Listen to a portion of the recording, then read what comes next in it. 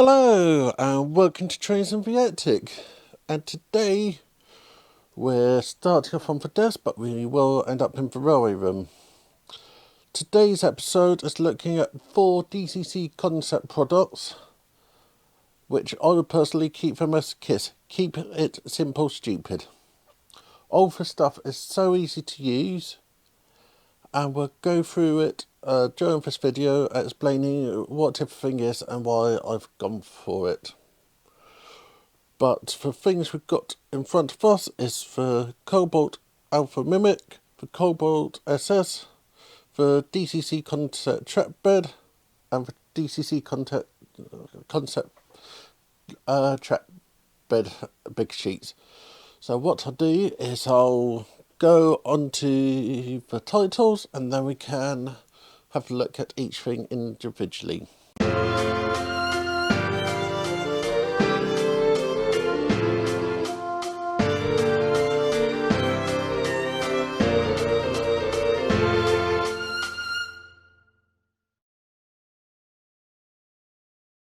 Okay, I'll clear this down and start off with the track beds.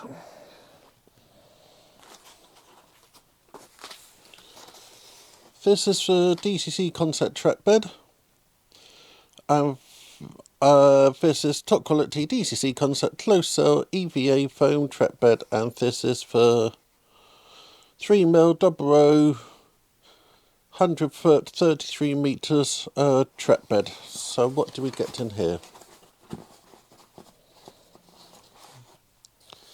This is what you get in here, and this is, so you put it down on your layout, and then you put the track on top.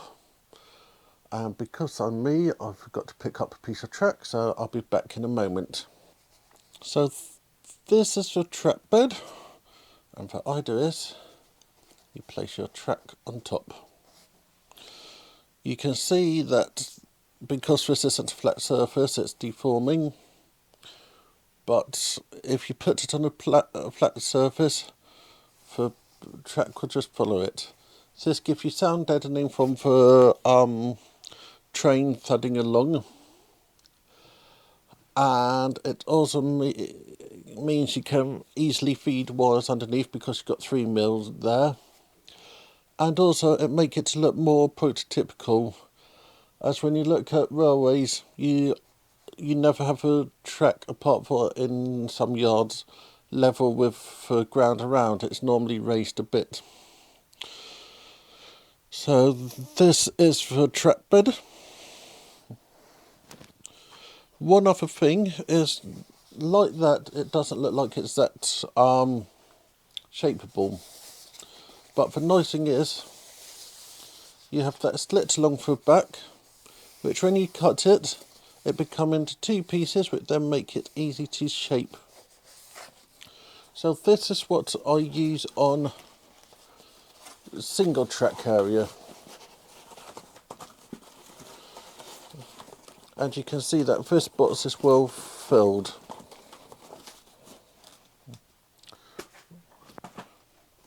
This is what I use on large track areas. Again, this is one DCC Concept. It's a 3mm track bed, close cell foam, but this is in a large sheet. So this is good for fiddling yard and whereabouts you want particular shapes of that kind of thing. So again, you just place your track on top, and you'll be able to see that in the other room when we go in there. Best way I found to stick this is just spray glue on the back of this, spray glue on the board, and then just tack it. So you just place it on top of each other, and that's that done. Okay, so now for the next product. This is a DCC Concept Alpha Mimic panel. You will have seen this board before on the DCC lighting video, but this is what the original thing was. So for idea here is you have this board which have power in, mimic link and mimic link, which mean you can have multiple of these panels, and then you have L1, L2, L2L, 2R, all the way up to 12, I think it is. 1, 2, 3, 4, 5, 6, yep. So this have 12 outputs, and the idea of this is to display your state of your points. So I showed you a few weeks ago box for me to mount this in. So we put DCC input in here.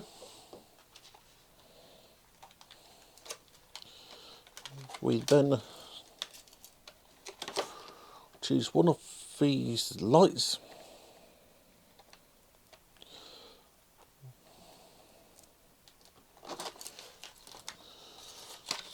So if we take out 2 of these lights and go to port number 1,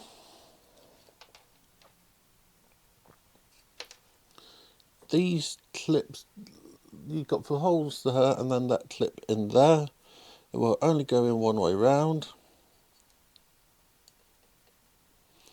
As you can see, trying to do it the wrong way round doesn't go in. But do it the right way round and it goes in nicely. So you want your pin at the top, and that pushes in. So if you look there, you can see 2 little pins. They go at the top of this, and that goes there.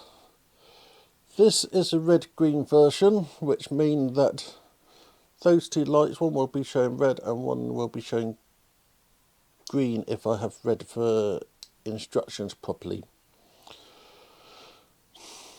So this is quite easy to set up. You plug in your DCC input, you turn on your decoder, and then you set the address, which I'll show you in the train room.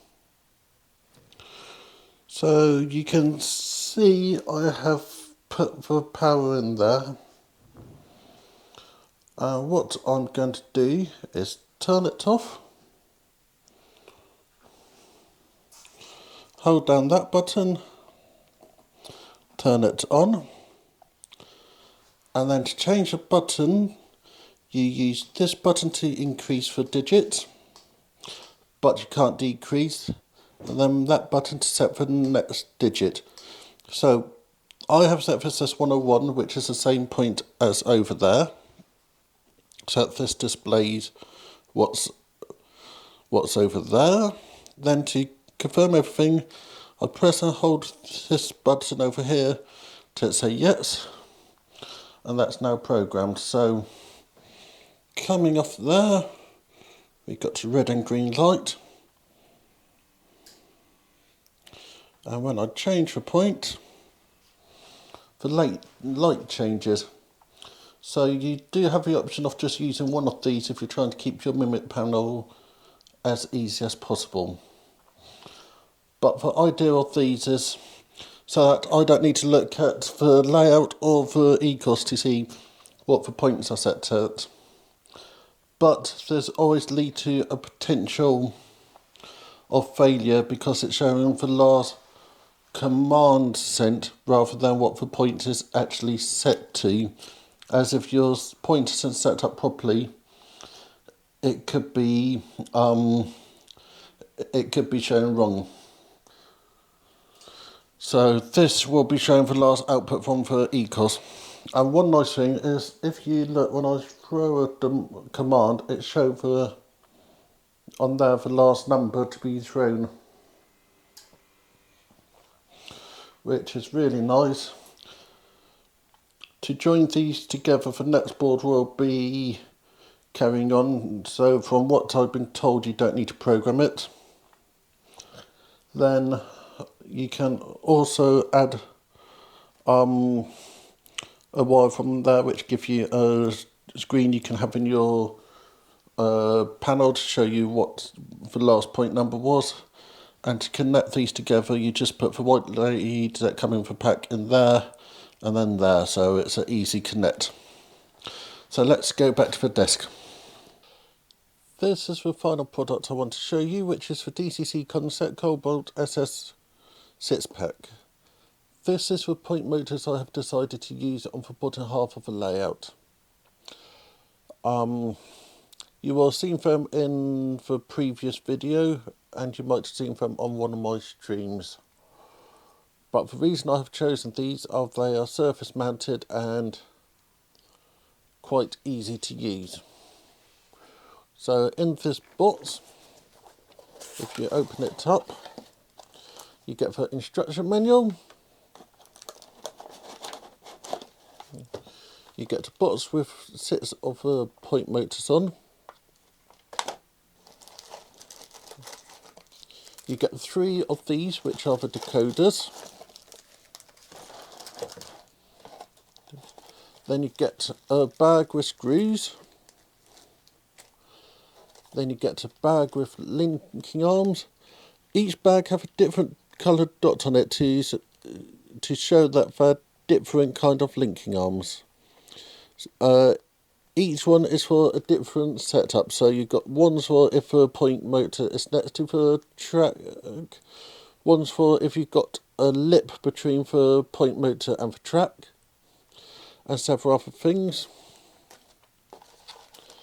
Then you have a bag of extendos and splitter cables, as you might want to have one point control doing several points. Or you might just need a little bit of extra length on the track. So this is everything you get in the bag. So let's take one of these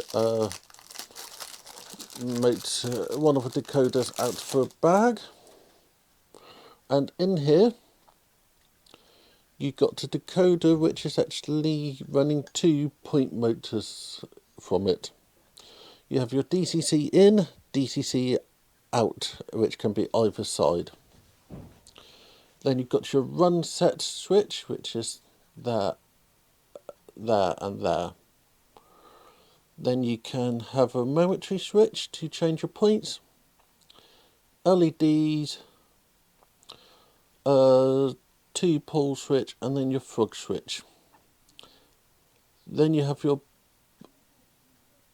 point for the point whereabouts you connect to your point motors. Then you have a quite useful switch, so this change which way is throw and which way is the other setting on for point motors. I have had to use that so that the image on the e-course line up with this. Then you have an adjustment thing and several LEDs. So that's quite simple. So let's go into I'll then show you the point motors.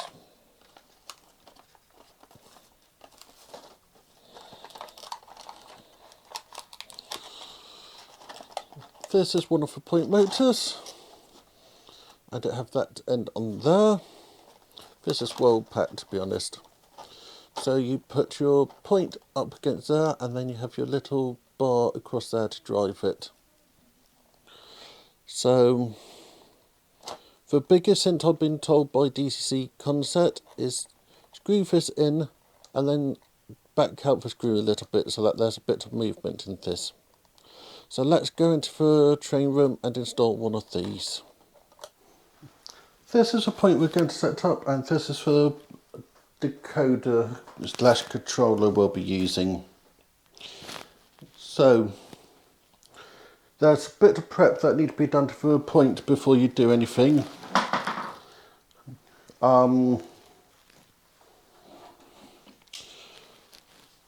The thing you need to do is to remove the retention spring, because this point motor replace the set. So as everything is just temporarily placed in at the moment, I'd lift that up, get to power snips and pull that little spring out. You'll now see that moves on its own. It's free running.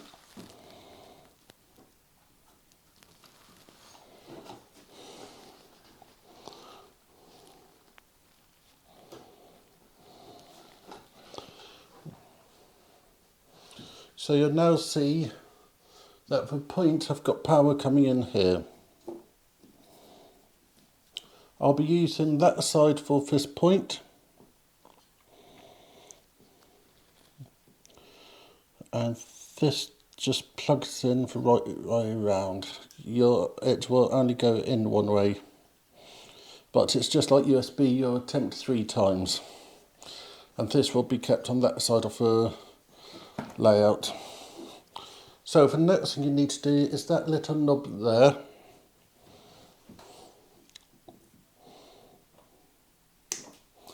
Cut it off.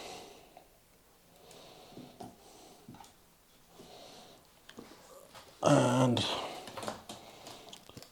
I just need to undo a quick cable because of how I got the temporary setup running. So I'm going to turn on the DCC system. And you can see I got blue lights on here. So I'm going to first of all flip that to set. And on my DCC system, I'm throwing a point address, and that's now set in it. So if I flip that switch,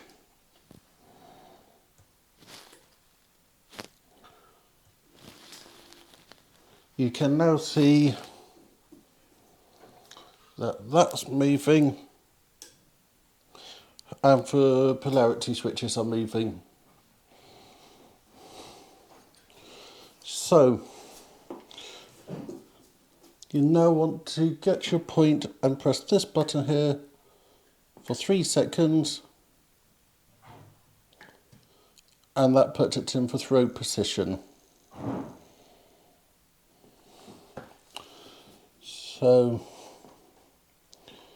you line those 2 bits up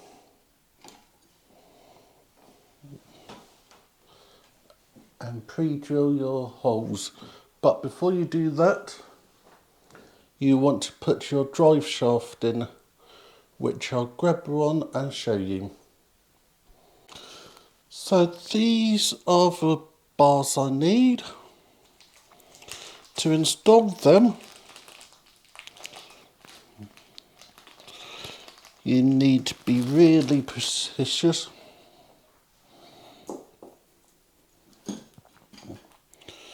So you've got a hooky bit which go in for hooky bit.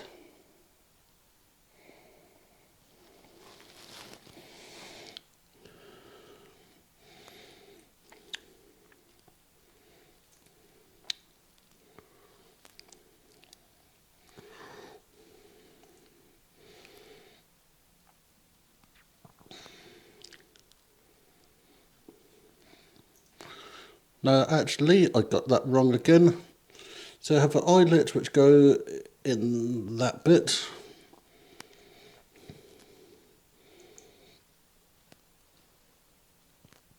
Like so. Then for hooky bit,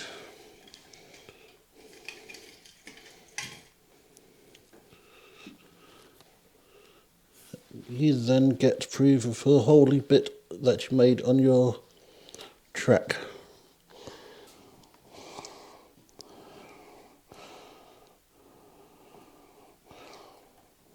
So that made that connection. Now I can reinstall the track.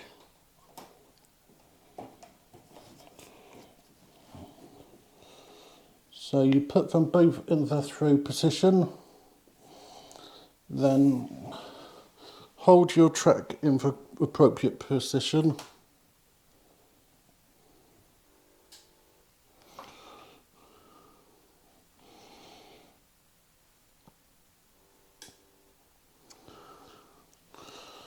And then you install your point.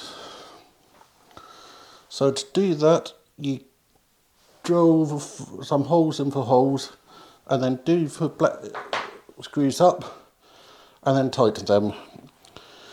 So I'll do that and come back to you. So I've backed up on the points, but I don't have enough movement at the moment, so I'm twisting this knob a bit.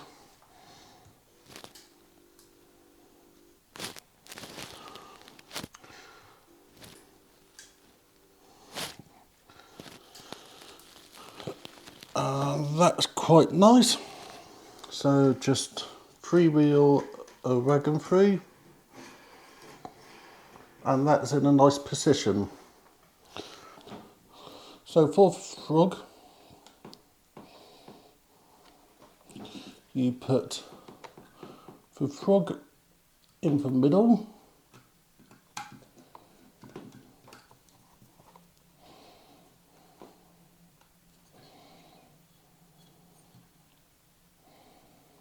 like so.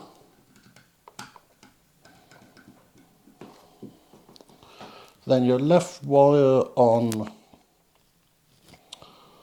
the left and your right wire on the right.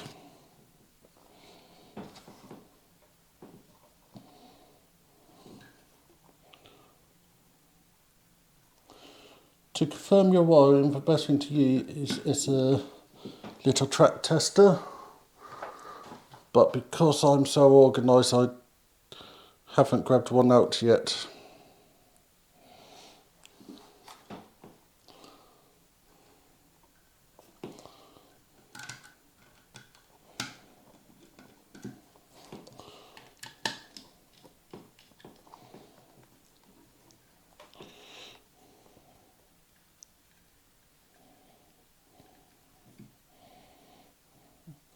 My aim is in future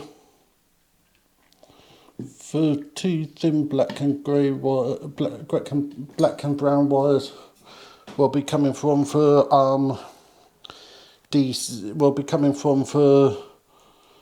block detector. So you can see I've got power and that's going through, so that's showing that that's okay. Throw it the other way and we got power there. So pretty easy. With all things, read the instructions first. But as you can see, I now have 2 points working.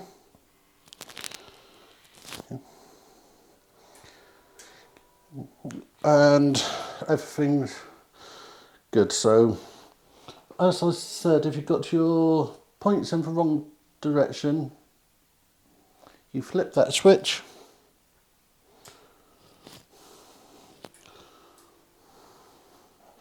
and that's now set through and that's all working. So that was changing for polarity so that it fits what the ECOS is.